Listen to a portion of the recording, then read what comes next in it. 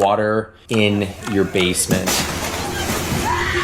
It's an issue that it seems like 1 out of every 10 homeowners or landlords are dealing with right now. It's become a real big issue. So what I've gone ahead and done is I've created a step-by-step plan, because I know when emergencies happen, you can freeze. You don't know what to do. You don't know what contacts to call. So I'm going to be here giving you this video on telling you exactly what you should be doing. So the very first thing is you go into your basement, you notice that there's water in the basement.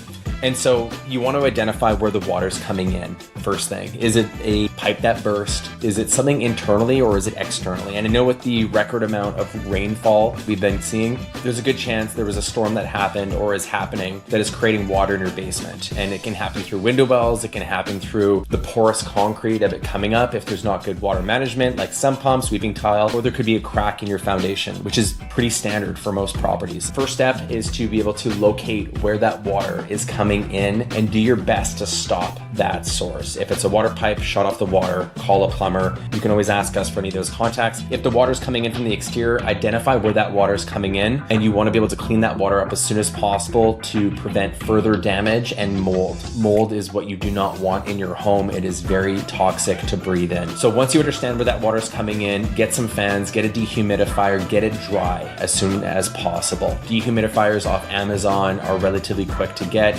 Fans off Amazon, very quick to get as well. So once you've understood where the water's coming in, the next step is the water management. Now, lots of companies are booking well in advance. So contact your insurance company, take photos right away of the water in the basement, take photos as you're doing all the things you're needing to be doing, because you might have to supply those with insurance. If insurance is covering the damages, there's a good chance that someone won't be able to get out for weeks or months. I know some companies are booking into November just based on the volume of issues and remediation that is happening right now. Things that you can do to prevent further water damage: go on the roof, check the eaves troughs, make sure that they're not blocked. It's easy to have blocked eaves troughs every month. Get up there at least every month right now with how much water we're getting. Clear those eaves troughs and run the water through to make sure that the water is diverging, and then make sure that your downspouts are also working as well. So when you're running that hose into the eaves troughs, make sure the water is diverging away from the property and not coming back towards it. If it's coming back to offer free dirt, and so if you're looking for temporary grading solutions, you can go to those eco stations. You can go ahead and add the extra grading to help solve some of that water issue that might be coming in. The next step that you want to do is make sure that your tenants are taken care of through this process as well. So for any tenanted homes, make sure that they're good. Make sure that they know exactly what you're doing, the timelines, and if you need to put them up in an Airbnb or a hotel short term, I know that they'll greatly appreciate it as well. As investors, property managers, it's important that your tenants know all the steps that you're taking. They don't need to know the specifics, but they need to know that you're taking the proper steps. And obviously breathing in mold is something that would be a major concern for anybody, no matter who is occupying the space. Just making sure that they know all the steps that you're taking. Get a professional in right away. If you have an insurance company that's not covering the costs, reach out to me. I'm happy to give you some of our best foundation specialists, and they can go ahead and help you with the ceiling if it is coming through there. You might look at getting a sump pump. Sump pumps are great because if the water table is quite high on the property, which it is on most properties, the sump pump will go ahead and take that water and shoot it out as far away from your property as possible. So that's another great tool that you can use. However, a plumber may not be able to get in, within a couple weeks to get that done, but do those other things that we talked about and it'll certainly help. And again, if you have any other questions, challenges, feel free to give our team a shout, Calvin Realty. Whether it's a contact, whether you just need to brainstorm a complex situation, we're here to help you.